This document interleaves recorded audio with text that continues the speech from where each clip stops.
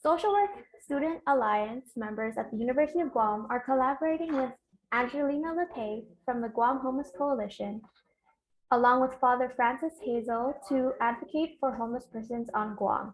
This presentation will explore the stories and life experience of homeless persons in Guahan.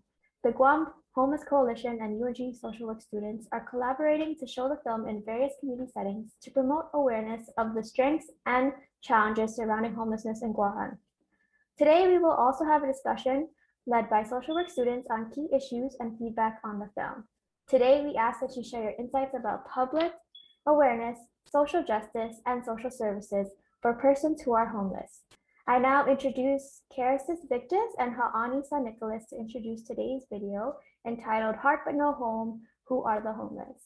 Karasis and Ha'ani, you can go ahead. The floor is yours. Okay, half a day. My name is Karasis Victus. I am a senior in the social work program and a member of the Social Work Student Alliance.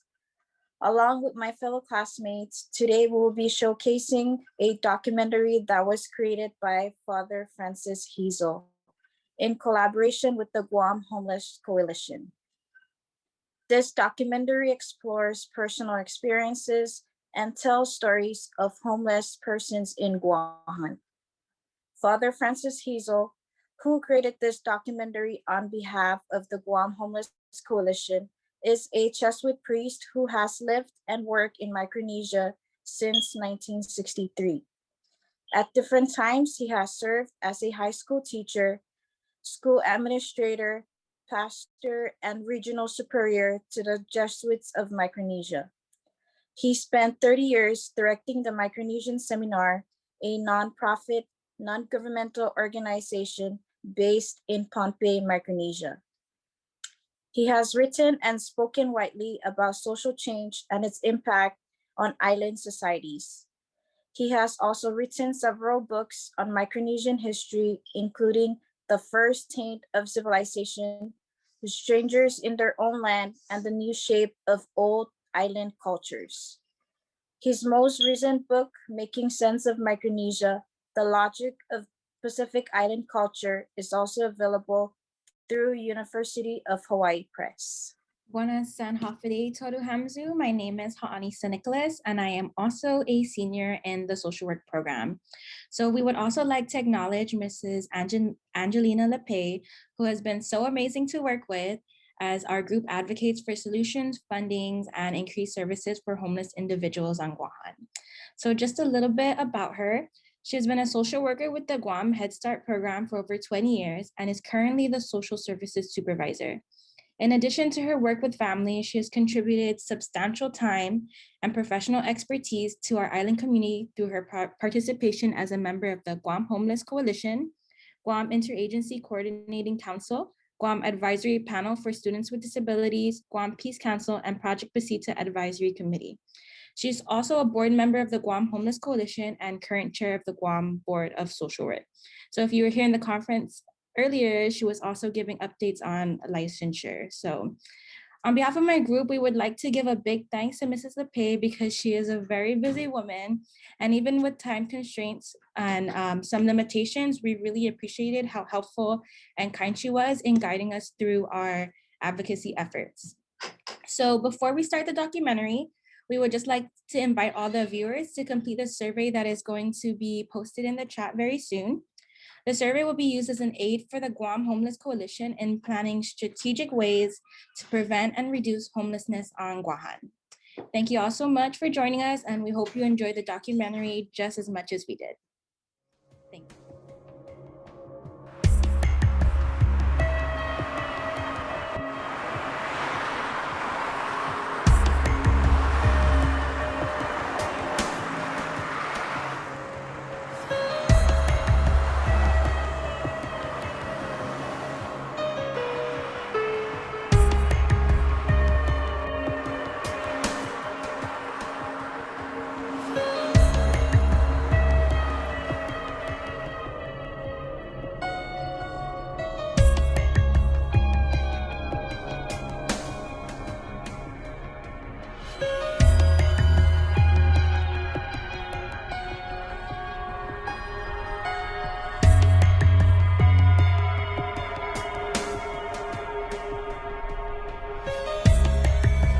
mornings or afternoon, they'll walk by here, and then they'll check all those trash bins, and then they'll look for leftover cigarettes. Yeah, and then they'll just pick it, or they'll use the restroom in the back because it's a nice restroom. It's air conditioned, so I guess it's a nice getaway from the heat outside. So they'll stay there for like hours. When this fountain used to have water before, they'll pick the coins. They'll come in and like, can I use these coins to buy water or drink? I see some veterans and I see some new faces. They're like infantry, the dogs will go out first, and then there's just like 4 or 5 guys after those dogs, behind those dogs. There's an abandoned house in the back that I think they used to stay.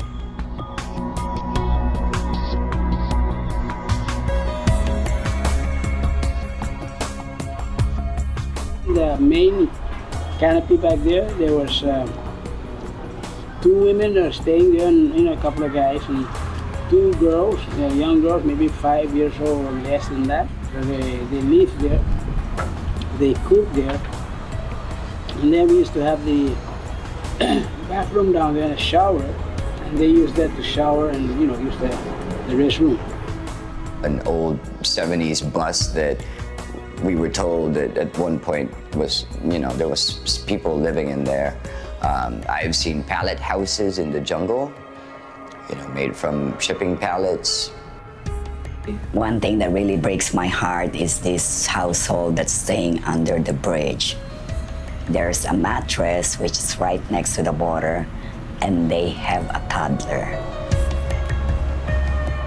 It's a growing number. They're all over the place.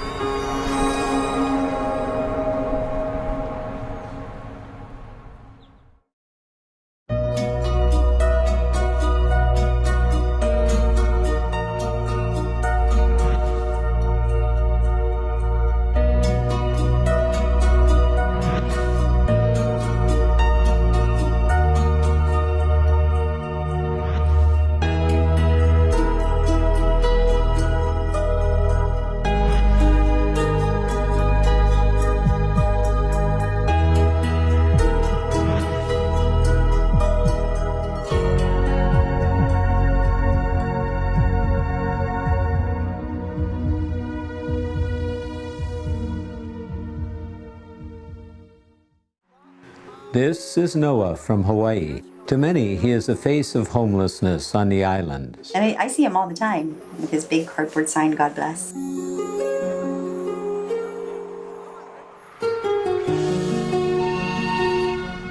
But there are many others.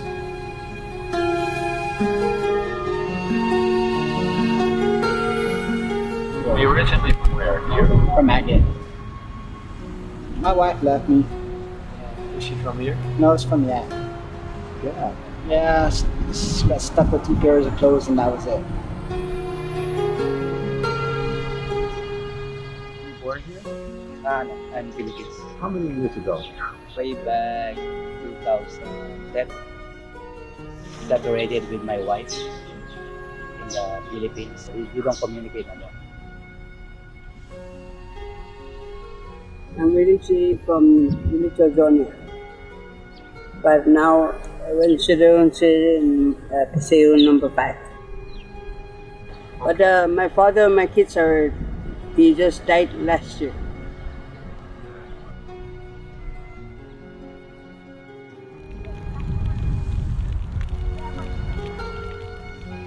What's your name?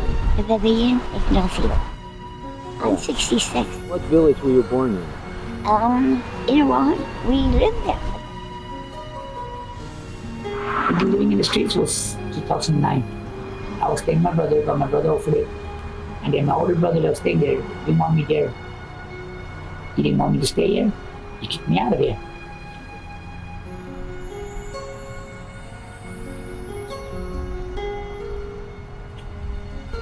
I just walk from that place to those places in there. I stay here because I like. I have relative on this island, but I want to stay here to be alone.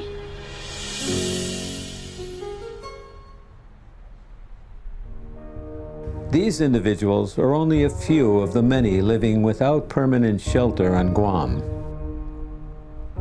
At present, there are over 800 men and women and children without what we would call real homes.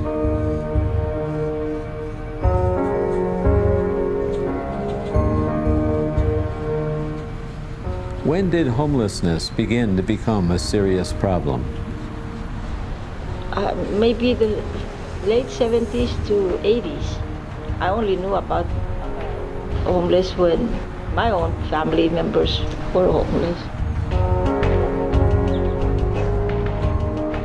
There's always been homeless people at Plaza de España since I can remember, since I was really young, but not in abundance that we have now. There's always been a certain amount of homelessness in Guam that has been disguised by people just squatting, living in the jungle somewhere, and setting up a lean-to, and you know, kind of domiciling themselves there, either on government lease lands or just maybe extended family property. As long as they were living in the jungle, you never really saw them. People still had ranches, so if you had someone who was unemployed, maybe they lived on the ranch. And, you know, even if they had substance issues, most of which were alcoholism at that time, they lived at the ranch. And some of them may stay with family members, but, you know, there was still that familial obligation to take care of family members, especially if it's with the part of the nuclear family. Well, I think it started becoming apparent like in the late 80s, and visually, visible kind of homelessness where you started to notice that people were not having a regular place to stay. The issue with opioids, you know, even I guess the introduction of ICE, and that changed, I think, the landscape, because then, you know, if family was helping you, you don't steal from family. But that kind of changed things, you know, and you would have family members stealing from family to support their habit. And so it stressed families, and the kids would be booted out.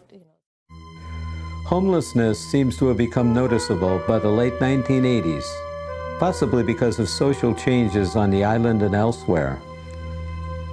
But the problem has only grown bigger since then. Throughout the 90s and the early 2000s, I had not seen people panhandling or approaching you when you're going in and out of island businesses, you know, Payless, and I think increased exponentially in the past decade. The numbers started to grow over the last maybe 5 to 6 years. We see more people choosing to be out or having to be out and in this situation. The increase was apparent in a growing number of people turning up for the free dinners provided in Agana and Deredo.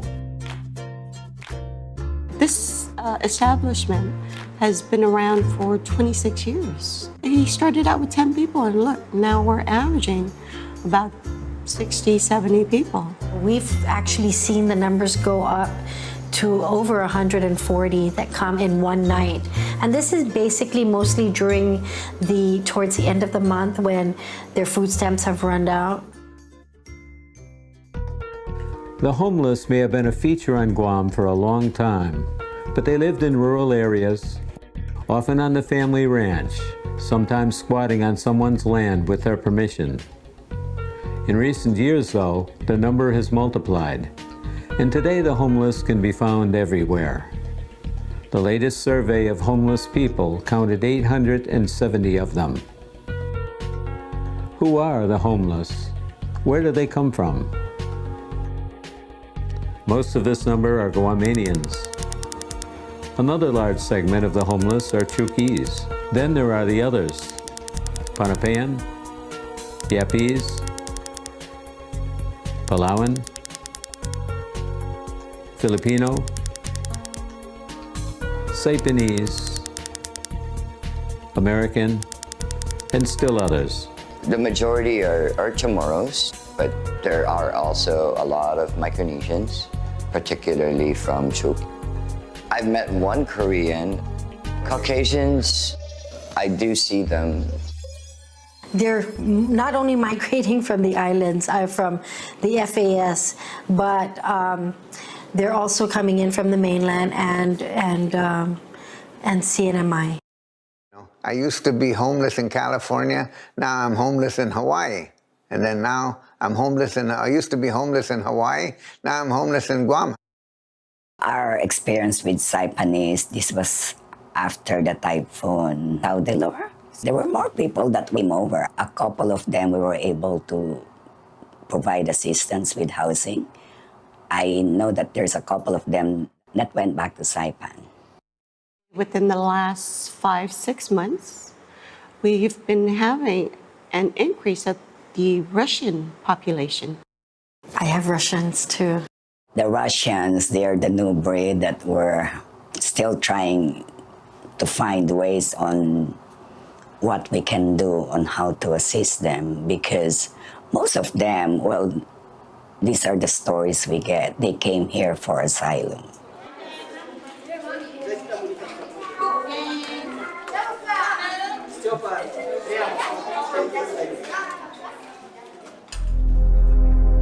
Living conditions are tough for people living on the street.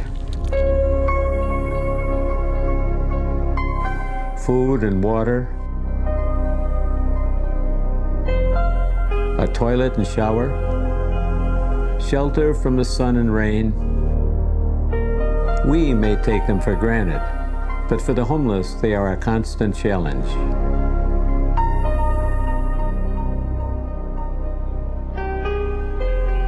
Hungry and cold and any shelter. My food stamp comes out, I buy food. I have no load on my cell phone, only charge it here, and then I go to the mall where I can reach a Wi-Fi. That's the only means of communication I can get to my family back home. People bring me food. Yeah. Judge my stores until that. No shower here. Rain, I shower. Many of the homeless have lost some of their meager possessions to thieves. I did the hand mattress, but they took it away from me. And somebody just took away from had a cart and had a mattress and he took it away. They stole my backpack. My backpack had 2 dresses, underwear. I used to have all these cell phones and they get stolen when I'm sleeping. I tried having it in my pocket, I wake up. The only thing I found in my pocket was my lighter, my cigarette. I was like, hey, where's my cell phone? I was like, okay, somebody needed it more than me. You know how I sleep? One eye shut and one eye open. I get scared. Some of the homeless complain about being chased away from stores, malls, and parks by security or police. They kicked us out of the chocolate house because they said that it's an historic park, but we don't chase the tourists. Well, we don't chase the tourists. We welcome them.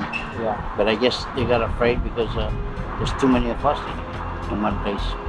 We used to have a group that would sleep over at the azotea, but evidently they're enforcing that now where they can no longer sleep there. Then you got this so-called Guahan shopping center. The security manager is saying we're not allowed in the premises. Yeah. What am I doing wrong there?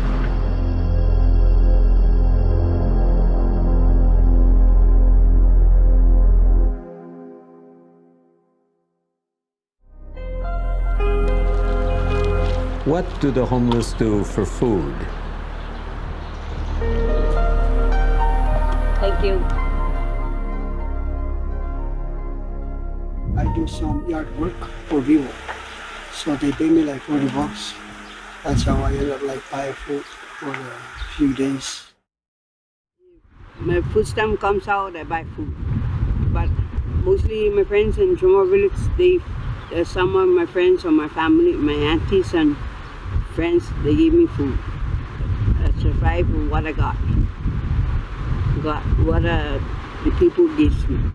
You know, and if like friends come by, you know, sometimes they drop me food. For those who can't depend on food from friends or family, there is a free meal offered every evening at the Senior Center in Dedido and at Kamalan Caridad in Agana. So 7 days a week, the homeless get fed if they're hungry.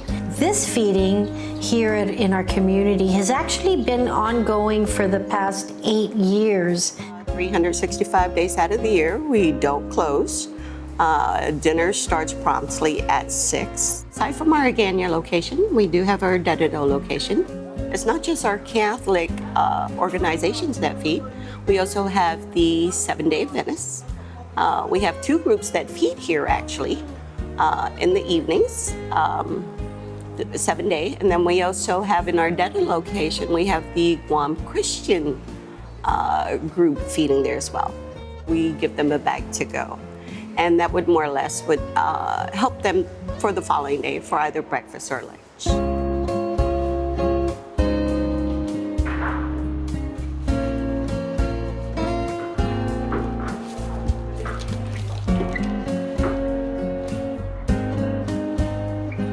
So we're gonna do soup, water, and crackers and pretzels.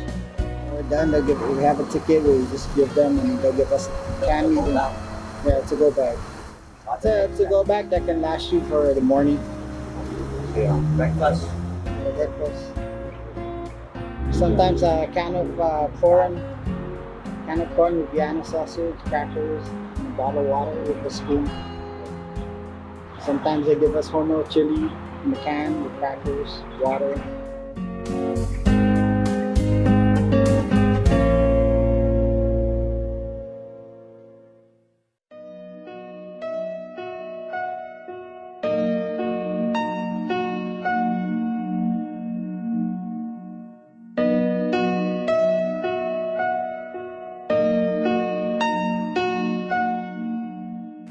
The homeless may have lost their birth families, but many replace them on the street.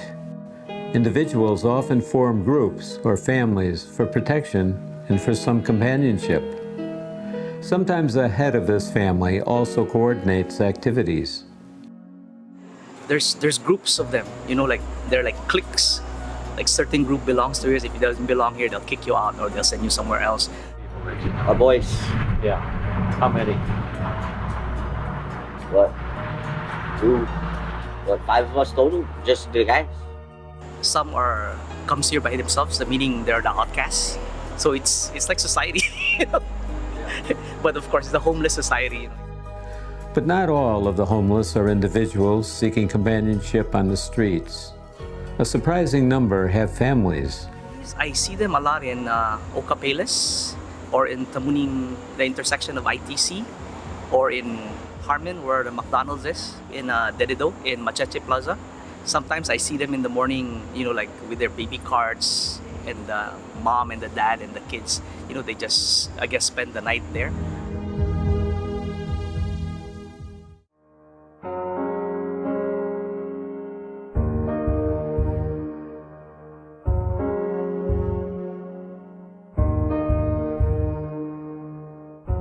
Homeless on a Pacific island where everyone has a home, where family ties are proverbially strong, and where even the outsider is generally adopted into society.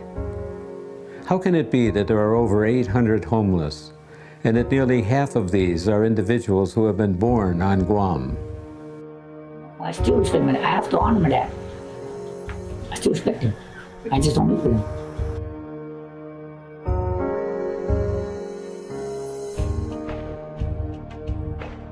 I was born in the village of Agate, not in the hospital. Brought to the hospital later. I was born in '64, Old Agate. I was raised in a ranch. outdoors, mostly fishing, the farming, jungle hunting, or harvesting, shrimping, or harvesting from the trees in the jungle. My grandfather had a ranch, and they were raising goats, billy goats. After my 8th grade year, we left to the States, the whole family. We came back in '82 because I started my senior year here in Guam. Well, I was happy to be back home on my own island, born and raised.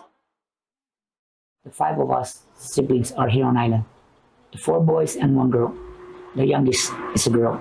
The youngest doesn't have a family. He's not married yet, like me. '85, I went basic training, Army Reserve. I was discharged '87, but I came back to a broken family. My mom in the States, California. My dad's here with another woman at the house that we were staying in. I didn't move back in with my dad in the house. I didn't move back to stay in the house because he was with another woman. My youngest brother was the one staying there. And I was working for Black Construction at the time, barracks manager. I was working on the marina, Aga Marina. And the last one I did was, like I said, was a ranch, living ranch in Santa Ana. Because I grew up farming. I also worked with a guy named Paul Gray, was a commercial farmer. And I was working for him. He had a ranch in Santa Rita. But he had to lay me off because his boys now into college. I was living with my brother in 2009 because I had tuberculosis. I contracted tuberculosis. And instead of getting treatment at the house, because there was a newborn baby and they got kids, I asked if I can go and get my treatment and they to stay there with my brother because he was single. And I didn't want the kids to catch it because it's contagious. Then my brother Henry came back from the States. He needed a place. So my brother offered him, since he's got family, kids, go and live there, and we went elsewhere. And that's when I started my own business.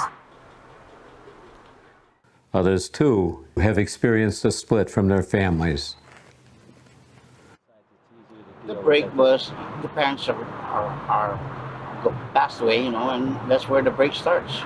I flew away from the nest since I was 18, My mother and father passed away. I tried my best to get back on my feet too. Just to make some money to get me back. I stay with my cousin. He has a house. I get a job right away after 2 weeks, so I support myself and I help him pay rent, pay water, pay power. So we stick together for like 5 years. And then he has to move to the States, so we're alone. I lost my job, that's how I ended up there. What about your parents? They're not alive. No, they're not. They passed away. I have 4 brothers and 4 sisters. They have their own family too. And I don't want to be there to, with them, especially if we don't really get along. Sometimes the family problem was much more serious.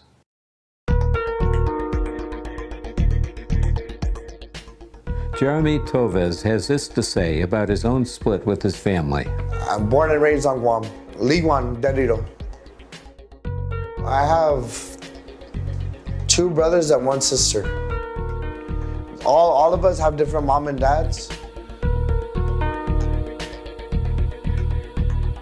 Both of my parents, they were on meth, and I used to witness my dad and my mom fighting, like literally fist fighting in front of me. And what I remember as an infant, I do remember my mom fighting not only with my dad but other boyfriends.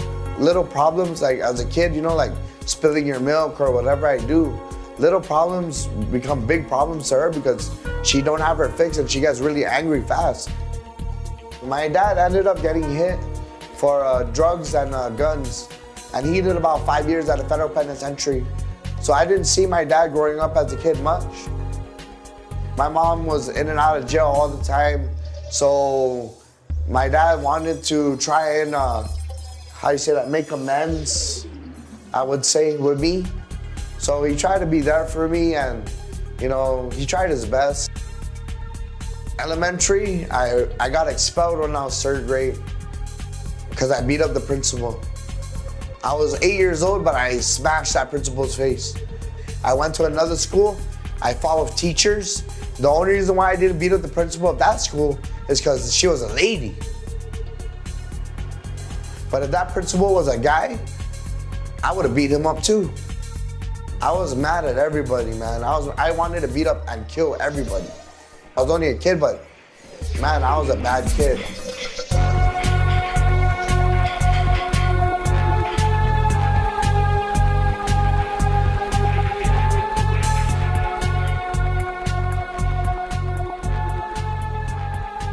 I got arrested and I got thrown in jail in DYA on Guam for arson because I lit the jungle on fire.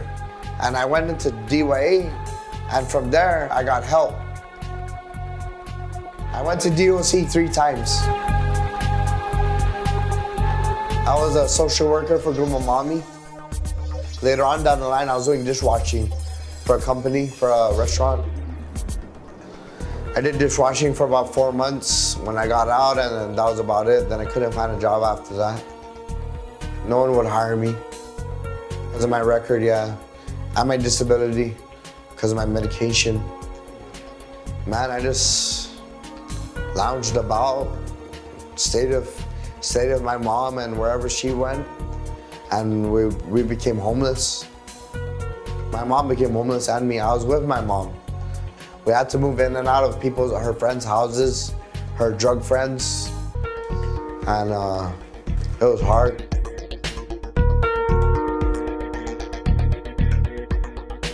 But then I got locked up again the 3rd time, and my mom was getting treatment to get over. She went to Oasis, I don't know if you know what that is, where they treat women, get treatment for drugs. When I got out, that's when I became homeless. I lived in an abandoned house in Uganda for about 3 months. No power, no water.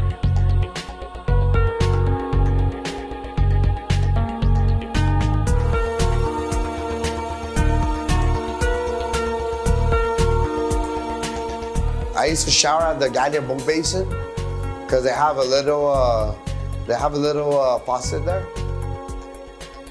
For food, I went to Camille Canada. I ate there every night. I tried to get a job, but because I was homeless, they didn't want to hire me.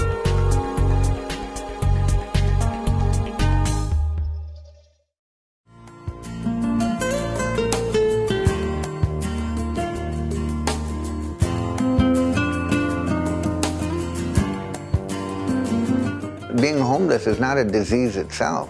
It's a symptom of something else. The main causes of family breakups is substance abuse, whether it's drugs or alcohol.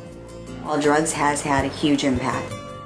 With the number of homeless that we're seeing, mental health issues, there are a lot of individuals with mental health issues that are on the streets that, either aren't complying with their service plans with, Guam behavioral. Unfortunately, some of the Chamorros here, because of the fact of their drug use, or they don't want to abide by their family rules, they prefer to stay out here in the streets. Families have already cut ties because they've become difficult to live with. Same with the drug use, they just have burned those bridges completely. And you see them, majority of those are the street homeless. We do have a lot of Chamorros that, who are homeless and choose to be homeless.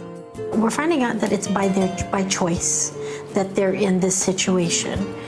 They had family problems. They don't want to go live with family because they think that it's family that turned them in for something.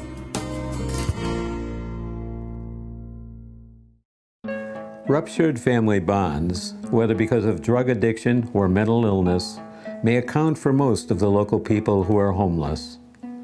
But a large number of those found on the street are Micronesian immigrants. The younger families coming in from the outer islands, thinking, or even elderly, thinking that they can live with their relatives that are here. And when they land, they talk to their relatives, and the relatives said, you can't stay with us because we're under a program. So they go from one relative's house to another, finding out that all these family members who they thought they can stay with are all under either Section 8, Guam housing, or low rent housing programs. I know they're overcrowded Micronesians. I know there's a lot of that. If you have, 13 people living in a 2-bedroom home, I don't know, that's pretty dispiriting. Definitely the migration situation, right? I mean, although majority of homeless is Chamorro, still the second highest ethnic group are migrants.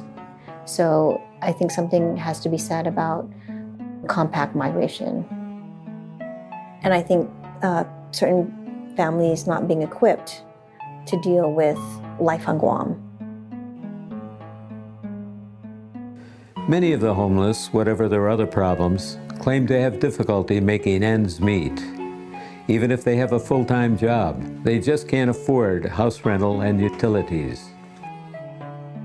Not all homeless, are alcohol or drug users or abuse drugs, There are a lot of families who are struggling.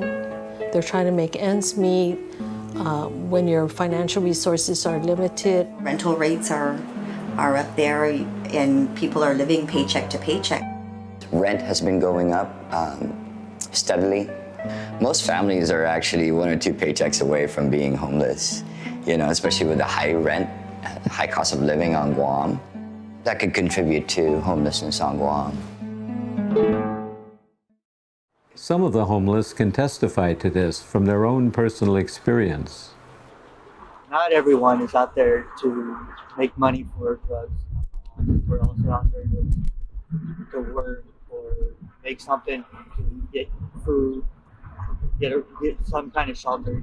I'm trying to get my ID so I can go back to work and also get food so I can eat and get clothing.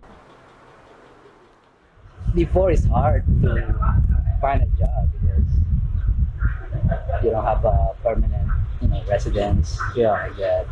I got lucky. I actually worked here before GCIC as a security guard, and I was staying in Tumon, Ipao Beach at the time. My last job site was a G4 security. I worked for 6 months for G4. So I got injured and they had to resign me. A surprisingly large number seem to have been trapped in homelessness, partly because of the documents they lost while on the street. Next step is to get my Guam ID so I can actually go to work. And also get my Social Security card. Trying to get back on my feet and get a job. But right now I don't have a Guam ID, driver's license, but all I have is my birth certificate and my diploma. With my Social Security, that's it. But I need to get my ID. I got my birth certificate already, and I need to get a passport. But I don't have money for those. Whatever the cause, the result is a homelessness that we can see all around us. But doing without shelter is only part of the problem. The individuals are also without the solid ties to the family that are so prized in island cultures. So we have the street homeless individuals. These individuals are the ones that sleep at buildings, overhangs, under stairwells, the bus stops. But the bigger group are those that live either on properties. They're stationary in that site, but their structure is such that it meets the definition of a homeless individual or family. And that's because the structure, it has maybe dirt floors, it has no windows, it's kind of like an outside kitchen, and they're included in the count. What has Guam done to help its homeless? Over the years, the island has developed a system for dealing with the problem. Emergency measures are in place to provide immediate help to victims. Guma, San Jose, and Deredo is the largest of these emergency shelters, capable of housing 70 people. It's mostly families there. The main shelter is mostly families. Our men's shelter has a 6-bed capacity, but the family shelter is almost all families or single women. Guma San Jose Homeless Shelter, we have a wait list. Guma San Jose, you live 2 months, then you're out. You have to stay out in the streets and then reapply to be able to come back in, provided there is room available. Actually, bunk available, because it's 2 bunks to a room. I applied 4 times. I'll go back in. I'll go back in. Guma San Jose is almost always at capacity. There's another step with Guma San Jose, so they have an expansion unit where we have 5 homes that are adjacent to the main shelter that some of the families will transition to, and they can stay there up to 6 months while they work on building savings and things like that, so they can go into their own units. There are a few other private shelters for those with special needs. One is run by Catholic Social Services. Here we have some programs where we do have an apartment complex for those that are chronic homeless, so those that have been homeless 4 or more times in the last 3 years or for a 12-month period with a disability. So we have a complex in Manilao that's an 8-unit complex that's at capacity at the moment. And so the rentals are covered, and we do case management with the individuals that are in those units. Another shelter for those suffering from addiction is sponsored by Salvation Army. Lighthouse, I believe there are 26 beds and 2 detox rooms. I see a lot of faces that return, and they're no longer in the inpatient treatment, but what they do is they return so that they can stay away from the very triggers that push them back into addiction. These special shelters provide more than just a roof over the head of the homeless. We just don't house them. There's case management involved. They avail of the different support services that we have. Disabilities such as mental issues, they go into treatment. They monitor that they take their medications. These emergency shelters normally house the homeless for just a month or 2 until the clients can get placed in low-cost public housing. In all, they can provide shelter for only about 100 individuals. Gura Housing offers a more long-lasting solution. There are low-cost public housing units all over the island, 750 in all. Gura, in what is known as Section 8, also offers over 2,500 vouchers or reduced rates at different privately owned housing estates. Rental fees are subsidized so that people can afford them. A different approach to housing needs has been taken in one place in Jigo, known as Zero Down. For years, people who could not afford regular housing on Guam would purchase lots there and build their own shelter. Many have put up ramshackle temporary structures on their land, eventually replacing them with more permanent homes. When you buy a lot, usually you have to put a down payment on a lot. And when they bought the lot, there was no down payment. All you had to do was sign a contract and pay monthly. So that's how Zero Down got its name.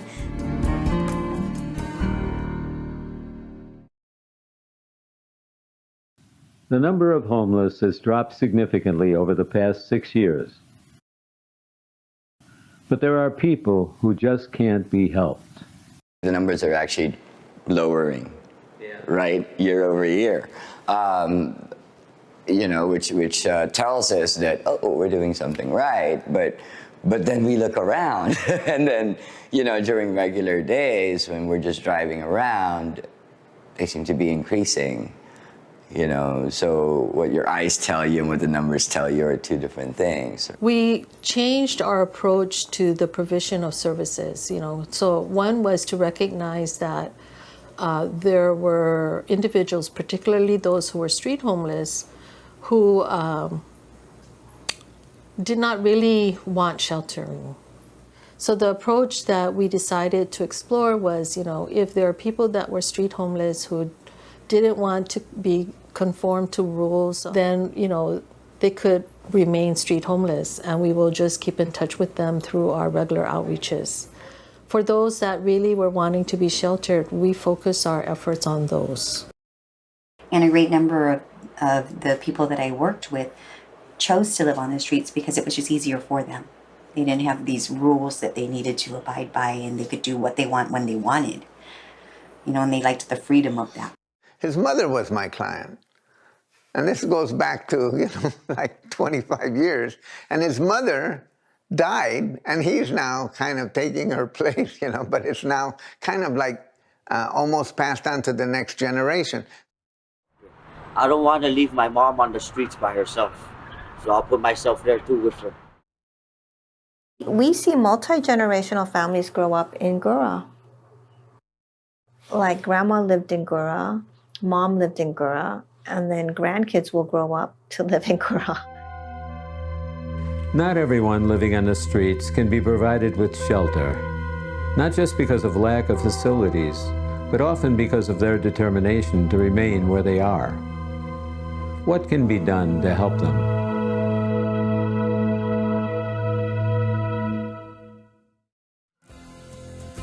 With Guam San Jose is we have opened it up for drop-in services.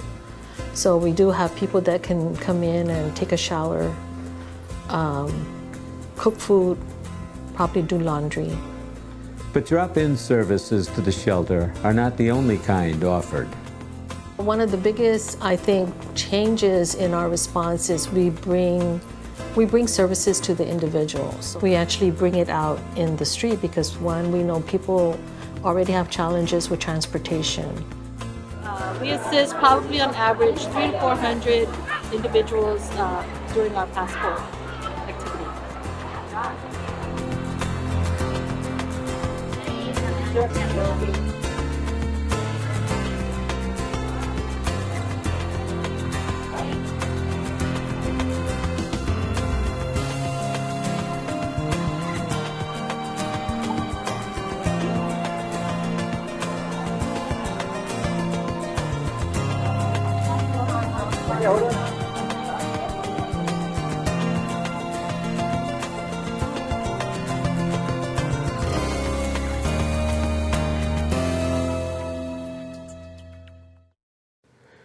Trying to provide for the homeless can be frustrating at times.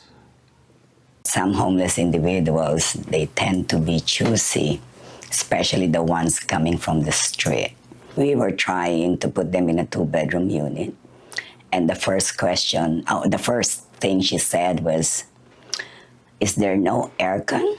Then she said that she doesn't feel that her kids would be safe in that environment.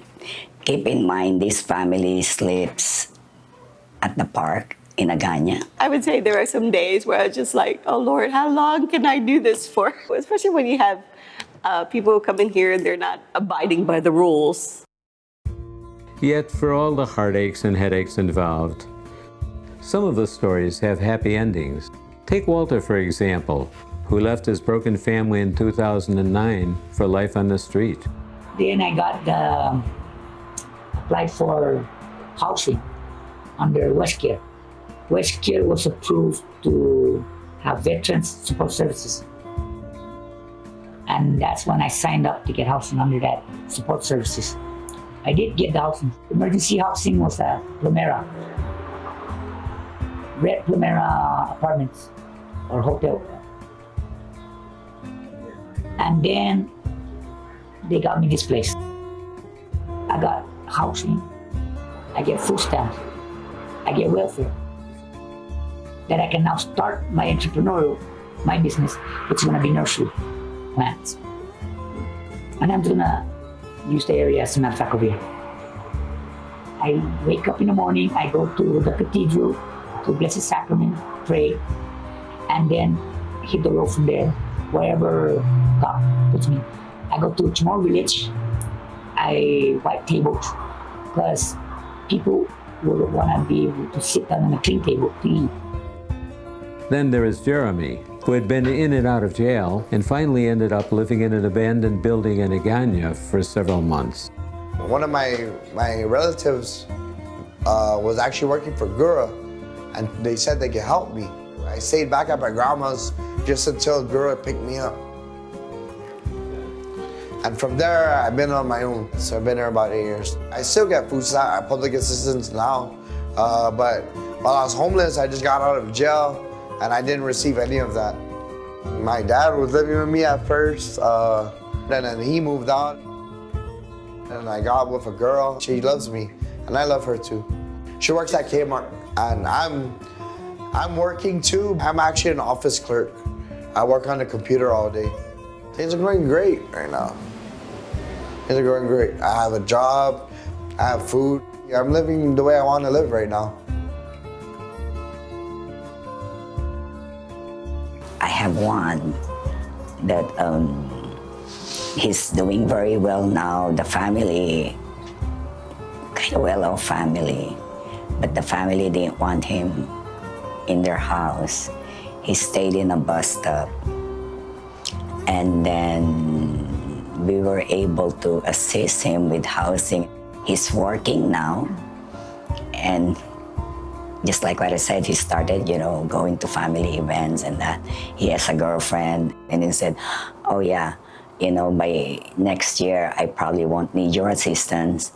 The mother is so happy because apparently it's been a family problem for years. We've seen that in some cases, I don't know if you remember, Will Beatty used to be at that old abandoned mass transit bus stop right across from Route 3 entrance.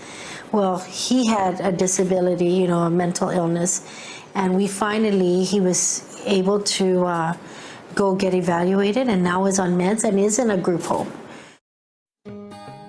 For years now, homelessness has been a visible problem on Guam, a Pacific island that should be able to provide for its own. Yet through the combined efforts of government and private organizations, many of those once living on the street have found shelter and so much more. The main thing is, where would I sleep tonight? But once they're housed, they're able to get food stamps. They're getting assisted to be skilled, or of course that would boost their self-confidence. They reconnect with their family. The assistance they received brought Jeremy and Walter housing, medication, and hope for a normal life. The biggest help for me was getting advice from the right people.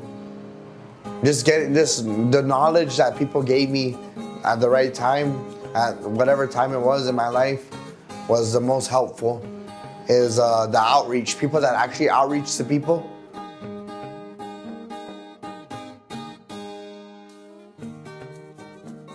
This is God's house. I'm just caretaker. I just live here for him. I call it sanctuary shelter of refuge. Because if there's homeless people out there, there's a storm coming, shelter, weather it out in here. But you can't stay here because it's not allowed. But I'll keep you here out of the storm for the night in God's house. I still call this God's house. It takes time to get off the street. The problem is not easily solved, but the island seems to be determined to keep at it. Not just government agencies like Gura, but ordinary people. We have families or organizations, sometimes just a group of friends, that sign up for one particular day of the month, and they bring the food. So it's an outreach of different people throughout the entire island that take their one day a month to come and feed the homeless, and that's how the homeless get fed here. That's what's really good about Guam. On Guam, we help each other out. A lot of the same people, collaborate too. Because at the end of the day, the product's the same. What we're going after the same goal, which is to help end homelessness. Guam is a very loving and giving place. Our goal, of course, is to end homelessness, but we try to achieve that goal, one person at a time.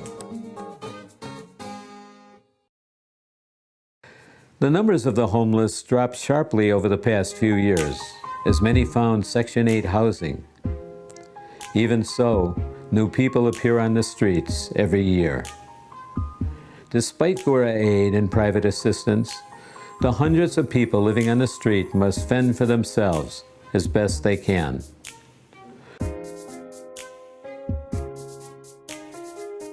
Homelessness remains a continuing problem on Guam. So many remain on the street, all those with a heart, but no home. Can we kind of figure out who used to be homeless and are no longer homeless? And how did they get off of that? And what lessons can we learn from that? We're on an island. We need to really come up with a plan where all of us work together for the common good.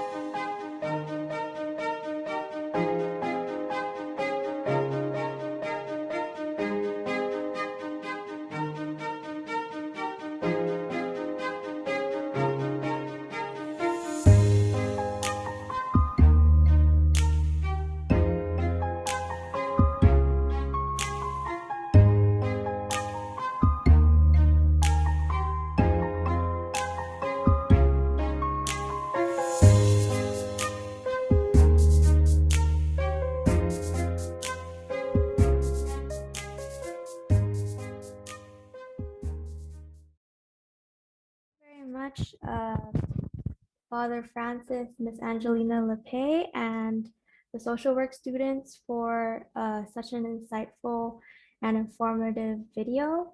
And also, thank you to the Guam Homeless Coalition and the variety of charities and social workers for doing what you do to help. Now we'll begin our question and answer portion. Feel free to ask either Miss Angelina LePay, Father Francis, or the social work students, any questions that you guys have in mind. You can go ahead and put it in the chat, and then I will go ahead and ask them those questions for you. So if any of you have any questions, please put them in the chat. And also, if you guys are interested, they've also posted a survey. You can find it a little bit above in the chat to see their survey that they wanted to share with you guys. All right, so we have one question that was given by direct message, and it says, the public tends to easily overlook the suffering of the homeless because we dehumanize them. How would you change this perception? I'm going to turn that over to somebody who knows the problem better than me, somebody from the Homeless Coalition. So, Angelina, you're up. Hi, so your question was, I'm sorry, I'm trying to find it on the chat. Oh, it was a direct message. I can just repeat it for you. Okay, no, that's fine. The public tends to easily overlook the suffering of the homeless because we dehumanize them. How would you change this perception? So for me, it would be the same as what the rest of us would do when we're providing services to clients, right? It's we are coming from a person-centered approach. It's in all cases, it's to look at the specific individual and the issues that they're facing, what brought them to where they're at, and what they need to move forward in their lives. So it's really changing our perspective and looking at the person behind that issue. All right, thank you very much for your answer. Does anyone else have any other questions, or would anyone else like to contribute to that response or that question as well? Let me just add one thing here. There's a tendency, I think there was a tendency on my own part to sort of belittle the homeless, because I identified those with the people who were always hanging out at street corners. The people who were carrying the signs, you know, that say, you have to help me because, I don't know, I'm a veteran and they don't have any money, or because I've had an operation or preparing for an operation. Now, this may be true or not true, but enough people, I think, have become skeptical of the people at the street corners that I would like to see some sort of action taken to restrict them from standing on these corners. The people who we're talking about, the people that we interviewed, weren't street corner people. These were people you'd find in parks, in the paseo, along the beach, you know, or under the bridge, bus stops, and so forth. They weren't the people with signs, with very, very few exceptions. And what we had to do when we were going around and publicizing this was to make that point that these are not the people who hold you up and who look at you funny when you're stopped there for a red light and sort of look at you odd until the light changes. And so you're almost forced to reach into your pocket. So I do think that there's confusion on that. And actually, I'd like to see the government take a little stronger stand on restricting people in those areas. I agree with Father Fran. When people are looking at the face of homelessness, they're thinking of those people on the street corners. Those of us who have participated in the annual point in time count know that the problem far exceeds what you see on the corner. Going out and participating in the Guam Homeless Coalition's annual point in time count, you will see them in the places they reside. And if they're not there, you'll see the living conditions for yourself, as Father Fran highlighted in his documentary. So really, for me, we all have a part to play in stepping forward and identifying these individuals and assisting them as best we can, and educating those who aren't really aware of the issue and the problems they're facing. So we have another question from the chat from Janica Quintaniza. She asks, are there plans on locating housing for disabled homeless individuals who also need 24-hour caregivers? We do have several agencies that apply for funding through the Guam Homeless Coalition and our Continuum of Care grants. Whenever there is funding available, it's announced to the community, and it's up to the various organizations to come up with their plan for how they can use it. So at this point in time, we have not received any applications for new housing programs. People who need 24-hour care, there are some options available, but beds are limited. I would say that if someone is in need of services, the best thing for them to do is to reach out to one of our Homeless Coalition members. Typically, you would reach out to Catholic Social Services. There's a homeless navigator there who is in charge of helping these homeless individuals navigate the system and find out what services they can avail of. They could also contact places like the Family Service Center of Salvation Army. With the Homeless Coalition, we follow a no wrong door approach. So if you were to contact, let's say, myself at DOE, and you wanted to find out about housing, shelter opportunities for a veteran, although I, in my primary job, work with preschool students, I would be able to connect you with someone else who offers services for veterans. So this is the way our coalition works, and we work very closely with each other. So I would say that if you have someone who is in need of services, just reach out to one of us. There's another question given to me from a direct message. It asks, if given the resources, what step would you take to tackle homelessness? Or what are the steps to take to tackle homelessness? On behalf of the Homeless Coalition, we know that there is always a very limited amount of funding, right? So we, as I said earlier, we fund programs through the Continuum of Care grants. We also include, our organization is primarily comprised of private nonprofits with a handful of government agencies. So I would say that if we had unlimited resources, if we had this influx of funding, that what we would do is pull up our strategic plan and see what exactly is needed. What the common threads that run through our discussions are the barriers that these individuals face. So things like housing, so increasing housing availability on island for low-income families, moderate-income families, increasing housing opportunities for those who have prior records that prevent them from accessing federally funded programs. Those sorts of things are what we would like to see happen. Increasing opportunities for employment and assistance for those who are trying to get that. Our friends from the outer islands who might have difficulty getting their identification, we do have sources that help us, like Minyatlu and their Micronesian Resource Center, but other agencies that can come out and help in these different areas would be very helpful. Let me add something here too. I think that one of the things, I think that one of the, my phone goes off at the wrong time. One of the things that's important here is to recognize the fact that there's 2,500 housing units that have already been built in Guam.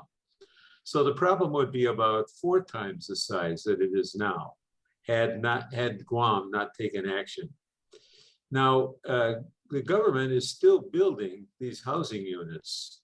I've seen some as I've been driving by going up. They could be expanded a bit, as Angelina said. That could be done.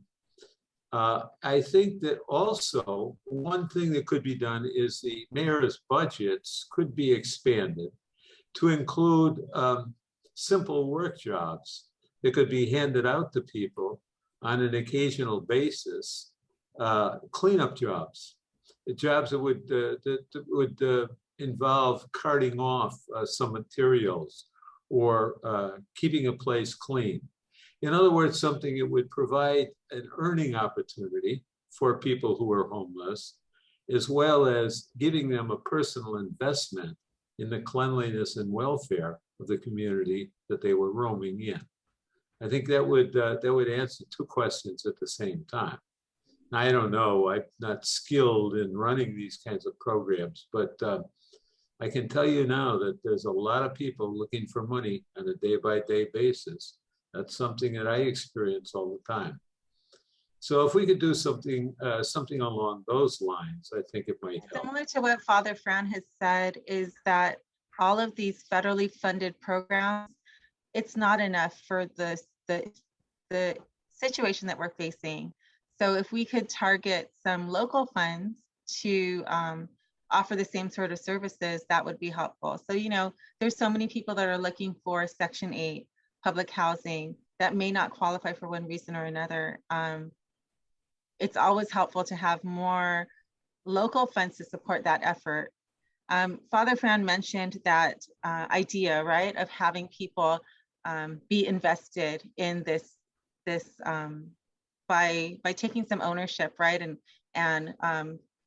and working towards what it is that they need. Well, there is one of our newest Homeless Coalition members, which I cannot think of their name right now, but they're proposing a project in which they would open up a sort of like a farm and offer shelter there and offer opportunities for homeless people to stay there and work on that farm.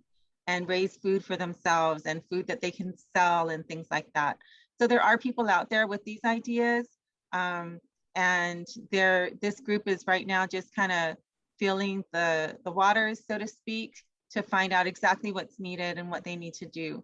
So I would say if anyone has an idea of something that they think might be helpful for the homeless, that they can reach out to the Guam Homeless Coalition, to the Governor's Interagency Council on Homelessness, which is comprised of government agencies, or even to the Office of Homeless and Poverty Prevention, and find out if there's a way that they can help to bring their ideas to fruition.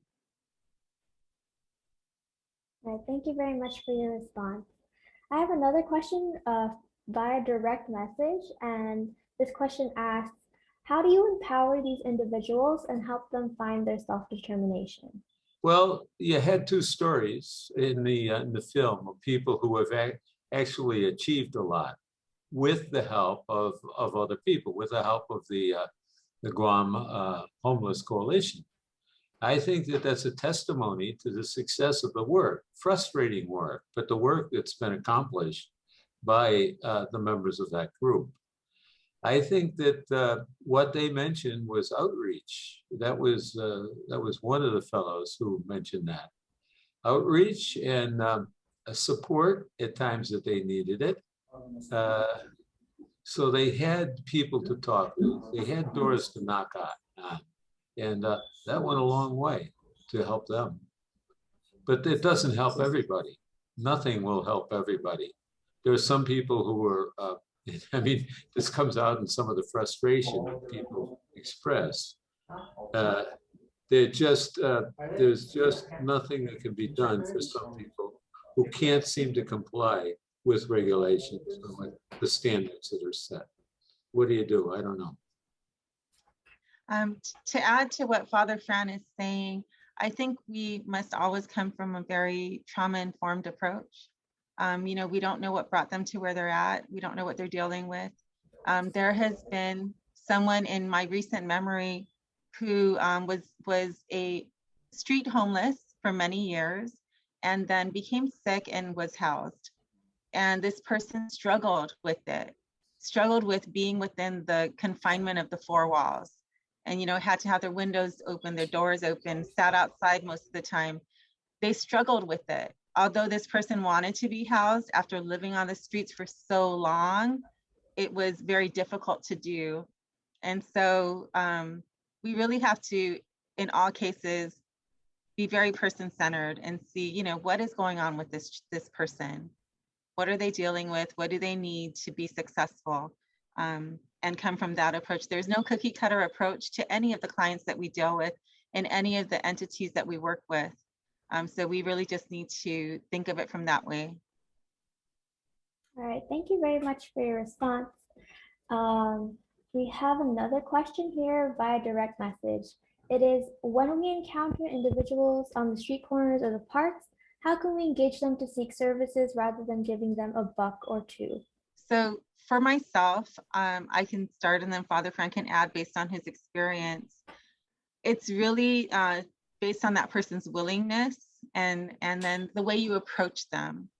So if you approach them and you're sincere and they feel like they're heard. So, you know, start that conversation with them just like you would any other person. Hi, my name is, this is what I do. You know, what else do you need? I'd like to help you. It's really the way you approach them, the sincerity in your voice, and giving them, taking the time to listen to them first before you move on with all of those other things, because you want them to be open to hearing you and to receiving services. Father Fran, would you like to add to that? Yeah, no, I'd like to second what you said. It's personal attention, but the personal attention becomes difficult, not the first time or second time you do it, but when they come up repeatedly. Yesterday morning, for instance, I had 7 people in the course of an hour and a half come to my door. And, you know, after the first couple, you say, when is this going to end? You know, it's not like I don't have things to do. And you find yourself getting testy with them. Then you pull back and you say, but no, I'm supposed to be receiving these people. I'm supposed to be helping them, not just preserving my own security or privacy. So you try again to do this. But I think what many people do need, and I think I can think of two people who are my clients, you might say, what they need is, what I've realized is they want somebody to talk to. Oh yeah, they ask for $5 or $10 or more, but they really want somebody to provide some, or at least to make the gesture of providing some sort of care for them. They want partly a conversation partner, for somebody that they can turn to. That's all I can say. That doesn't work all the time. Actually, what is frustrating is when a person comes up and asks for something and you give it to them. And then they say, oh, by the way, there's these 3 other things I need, and hurry up. I think Amor Say refers to something like that, her own frustration as she's dealing with clients. I found this to be a problem also. But you try to survive, and try to help them. But again, it's difficult. It's difficult for both parties. I don't know what else to say. Yes, we all encounter that situation again in anything we do, right? There's clients who are open and ready to receiving the assistance. And then there's those who are not quite there and still on the level of what can you give me? Not, how can you direct me to help myself? So it's really that process. All right, thank you very much for your responses. Unfortunately, we're out of time for this track, but I'd like to again thank you very much, Ms. Angelina LePay, Father Francis, and the social work students for providing us a very insightful and informative video. If you see in the comments, a lot of people have expressed their interest in knowing more about how they can help and the situation. The recording of the entire conference will be made available after the conference is concluded. Thank you for joining us for this track. We'll now move back to the main conference room for the rest of the conference, and thank you everyone for joining us. While we're waiting to be sent back to the room, I just want to say that if any of you are interested in airing the video in any of your organizations, you can reach out to me and we'll make that connection. We will also be showing it on various venues. Once approved, we will be showing it at the various shelters, as well as through some of the classes at UOG and GCC. And we're looking for different ways that we can expand awareness using this video. We are also working towards having a virtual telethon. And once that is done, then you'll be able to see it on our website. So if you have any questions or are looking to help anyone, please reach out to anyone on the Guam Homeless Coalition. We welcome your support and your assistance in all our efforts. All right, thank you very much.